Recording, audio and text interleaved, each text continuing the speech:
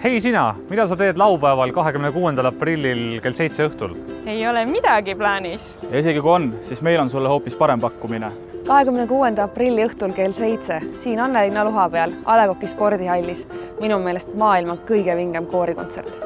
Nimelt, juba sellel laupäeval 26. aprillil toimub Tartus A. Le Coq'i spordihoones suur ja vägev koorikontsert Meri, mets ja linn.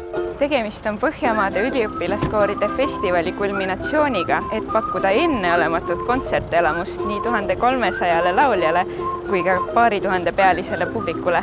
Kohale tulevad koorid Soomest, Rootsist, Norrast ja meie armsast Eestist. Galal kõlavad laulud Tuljakust kuni APA superhitini Dancing Queen.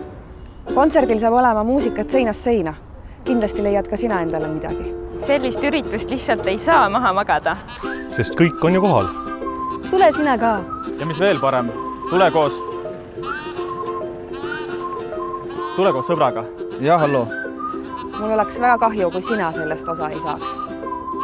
Kohtume juba laupäeval 26. aprillil kell 7 õhtul tundmatuseni muutunud A. Le Coq'i spordihallis.